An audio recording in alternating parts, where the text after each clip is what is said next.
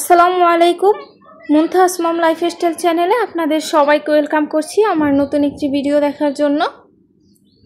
কাছে এবং দূরে যে যেখান থেকে আমার ভিডিওটি দেখছেন আশা করি সবাই অনেক ভালো আছেন। আমিও আলহামদুলিল্লাহ অনেক বেশি ভালো আছি আপনাদের দোয়ায়। এই তো আজকের ভিডিওটা শুরু করলাম সকাল থেকে। আজকে সকালে অনেক বেশি গরম, এই জন্য কিচেনে যেতেও ইচ্ছে করেনি, আর সকালে আমি রুটিটাও বানাইনি। তারপরে আমার মেয়ে যখন ঘুম থেকে উঠেছে তখন কিচেনে চলে গেলাম বাধ্য হয়ে, এখন তো যেতেই হবে। তো আমি এই তো আমার জন্য আর আমার মেয়ের জন্য নাস্তা বানিয়ে নেব। আমি পাউরুটি টোস্ট করে নেব, তো এই জন্য তো একটা ডিম ভেঙে নিলাম। ডিমটাকে ভালো করে একটু ফাটিয়ে তার ভিতরে একটু লবণ আর একটু চিনি দিয়ে দিলাম।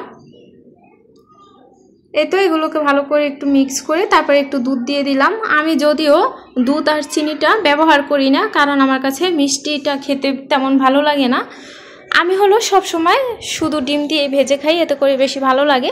তো আজকে যেহেতু একটু দুধ দিয়েছি, আমার মেয়ের একটু পুষ্টির কথা চিন্তা করেও শুধু দুধটা খেতে চায় না, এই জন্য একটু বুদ্ধি করে এটার ভিতরে দুধ দিয়ে দিলাম। আর গুঁড়া দুধটা যেহেতু আমার হাতের কাছে ছিল না, সে কারণে লিকুইড দুধটা আমি ব্যবহার করেছি। তো সেই কারণে একটু চিনিও অ্যাড করে দিলাম। তো এই তো আমি ফ্রাই প্যানে একটু সামান্য সয়াবিন তেল আর একটু ঘি, এই দুটো একসাথে করে তারপর এই তো আমি এই পাউরুটিগুলো সেই ডিমের মিশ্রণটার ভিতরে ভালো করে চুবিয়ে চুবিয়ে তারপরে এখন আমি ভেজে নিব। তো এই তো এই পাশ ওই পাশ ভালো করে উল্টে পাল্টে একটু লাল লাল করে আমি ভেজে নিব। এই নাস্তাটা কিন্তু ছোট বড় সবারই কিন্তু অনেক বেশি পছন্দের, অনেক বেশি মজা হয়। তো এই তো আমার বাচ্চা অনেক বেশি মজা করে খেয়েছে, এটা সবচেয়ে বেশি ছোটরাই বেশি পছন্দ করে। আর আমার মেয়ে খাবে বলেই আমি কিন্তু একদম তেলের ভিতরে চুবিয়ে চুবিয়ে ভাজিনি, আমি কিন্তু সামান্য একটু সয়াবিন তেল আর একটু ঘি দুটো একসাথে করে তারপরে একদম অল্প এগুলো দিয়ে তারপর ভেজেছি। এই যে এটাও ঘি দিয়ে ভাজতেছি। তেলটা ব্যবহার করলে সকালে গ্যাসে প্রবলেম হবে, যে কারণে তেলটা তো স্বাস্থ্যের জন্য ভালো না, সে কারণে আমি ঘি দিয়ে ভেজে নিলাম। এতে করে ওর পুষ্টিটাও ভালো হবে, যে কারণে ও তো যেহেতু শুধু এক পিস রুটি খাবে সেই জন্য আর কি এই চিন্তা করলাম। এরপরেই তো আগের দিন আমার হাজব্যান্ড এই তো দুটো ফুলকপি নিয়ে আসছিল। দেখেন কি অবস্থা ফুলকপির। এই দিনের ফুলকপি দেখতে এরকমই হয়, একদম ছোট ছোট ছিল আর দেখতে একদম বাজে অবস্থা ছিল। এই তো যদিও ফুলগুলোই সুন্দর ছিল, ভালো ছিল। তো এই তো চিন্তা করতেছি এই দুটোই রান্না করে ফেলি। তো দুটো কেটেছি, একদম সামান্য পরিমাণে হয়েছে। তো এই তো আমি এগুলোকে এখন ছোট ছোট করে কেটে নিব। যারা আমার ভিডিওটি দেখেন লাইক দিতে ভুলে যান, প্লিজ আমার ভিডিওতে অবশ্যই একটি লাইক দিয়ে তারপর আমার ভিডিওটি দেখে নেবেন। আর যারা সাবস্ক্রাইব করে দিয়েছেন তাদেরকে অসংখ্য ধন্যবাদ। আর যারা এখনও আমার চ্যানেলটিকে সাবস্ক্রাইব করেননি, প্লিজ আমার চ্যানেলটিকে অবশ্যই সাবস্ক্রাইব করে আমার সাথেই থাকবেন। আর ভিডিওটা কেমন হয়েছে অবশ্যই কমেন্ট করে জানাবেন। আপনাদের একটা কমেন্ট পড়লে আমার এত বেশি ভালো লাগে, মনে হয় যে আবার পরের দিন একটা ভিডিও বানাবো, আবার সবাই দেখবে আর সুন্দর করে একটা কমেন্ট করবে। তো ইদানিং অনেক আপুরাই আমার ভিডিও দেখে আর অনেক সুন্দর সুন্দর কমেন্ট করে, আপুদেরকে অসংখ্য অসংখ্য ধন্যবাদ।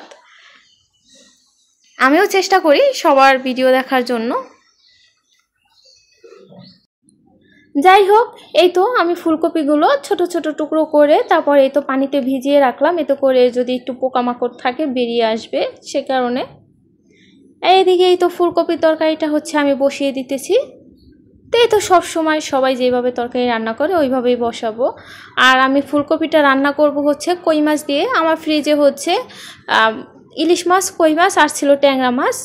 তো অনেক দিন আগে বাজার করেছে, যে কারণে বাজারটা প্রায় শেষ হয়ে যাইতেছে। তো এর ভিতরে আমার মনে হলো কই মাছটা দিয়ে রান্না করলে বেশি ভালো লাগবে। আর ট্যাংরা মাছ তো ছোট ছোট, সে চিন্তা করে আমি কই মাছটা দিয়ে রান্না করতেছি। তো কই মাছটা আমি ভালো করে ভেজে নিব।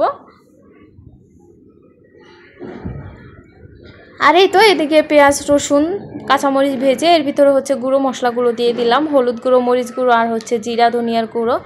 দিয়ে তারপরে তো আমি একটু আলু আর হচ্ছে একটু সামান্য ফুলকপির ডাঁটাও নিয়েছি। আমি কিন্তু এটা খেতে অনেক বেশি পছন্দ করি, যেটা আর কি সফট ডাঁটাটা ওটাই নিয়েছি। এরপরে এই তো ফুলকপিগুলো দিয়ে ভালো করে কষিয়ে নিলাম। এরপর পরিমাণ মতো পানি দিয়ে দিলাম। এই তো দেখেন ঝোলটা দেখে মনে হচ্ছে অনেক বেশি পানি হয়ে গেছে, ফুলকপিগুলো একদম গলে যাবে, ফুলকপি যেহেতু একদম সফট, সেই চিন্তা করে আমি একদম ভয় পেয়ে গিয়েছিলাম। কিন্তু আসলেই না, দেখেন ফুলকপিগুলো একদম আস্ত ছিল, কারণ এখন যেহেতু ফুলকপির সিজন না, সেই কারণে ফুলকপিগুলো একটু শক্ত ছিল। রান্নার পরেও দেখি শক্ত ছিল, গলবে তো দূরের কথা। এরপরে শেষেই তো একটু কাঁচামরিচ আর হচ্ছে ধনিয়া পাতা দিয়ে দিলাম উপর থেকে, সুন্দর একটা স্মেল বের হবে আর তরকারিটা খেতে অনেক বেশি মজা হবে। আর এই তো আমি হচ্ছে একটু একদম লাল লাল করে পোড়া পোড়া করে একটু করলা ভাজি করে নিছি আমার পছন্দ মতো, তো সেটার ভিডিও করে নিই। করলা তো সবসময় একই রকম করে ভাজি করি।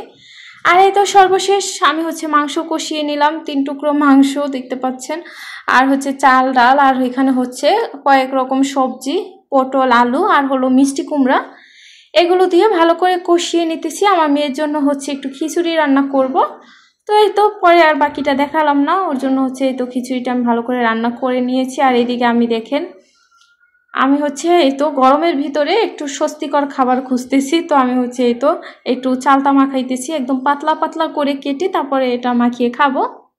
যদিও এটা যদি শিলপাটায় ভালো করে থেতো করে যদি ভালো করে মাখিয়ে খাওয়া যেত তাহলে আরও বেশি মজা হতো। তো আমি যেহেতু একা মানুষ, অল্প একটু খেয়েছি এইভাবে করে পাতলা করে কেটে, যদিও সব খেতে পারিনি। আর এই তো সন্ধ্যাবেলা একটু নুডলস রান্না করতে আসলাম। এই তো নুডলসের যে পেঁয়াজ কাঁচামরিচটা ভেজেছি, তারপর ডিমটা দিয়েছি, ওগুলো ভিডিও করতে পারিনি, আমার শাশুড়ি কল দিয়েছিল, তার সাথে কথা বলতেছিলাম। তারপরে এই তো মাঝখান থেকে একটু ভিডিও করে নিলাম। তো এই তো নুডলসে হচ্ছে আমি 2টো মরিচ ইউজ করেছি, একদম ছোট মানে কড়া কড়া দেখে, যে যেন ঝালটা বের হতে না পারে, কারণ নুডলসটা যেহেতু স্পেশালি আমার মেয়ের জন্যই রান্না করতেছি। যদিও আমারও অনেক বেশি পছন্দ, কিন্তু আমার মেয়ের তো আরও বেশি পছন্দ, ওর জন্য এই যেহেতু রান্নাটা করতেছি এই জন্য ঝালটা ব্যবহার করিনি। আর এই তো আমি হচ্ছে উপর থেকে এই দেখেন কাঁচামরিচ কেটে নিলাম, কারণ নুডলস যদি অনেক বেশি ঝাল ঝাল না হয় তাহলে আমার কাছে খেতে ভালো লাগে না, অনেক বেশি ঝাল হতে হবে। তো এই তো দেখতে পাচ্ছেন আমার নুডলস কিন্তু একদম প্রায় খাওয়া শেষ হয়ে যাইতেছে, আর আমার মেয়ে হাত দিয়ে ছুঁয়েও দেখেনি। এখন আমি পুরোটা আমার নুডলসটা খেয়ে শেষ করব, তারপর হচ্ছে ওকে খাওয়াই দিতে হবে। এই হলো অবস্থা, যতই ওর পছন্দের খাবার হোক তাও হাত দিয়ে খেতে চায় না। তো আজকের ভিডিওটা এই পর্যন্তই, সবাই ভালো থাকবেন, আল্লাহ হাফেজ।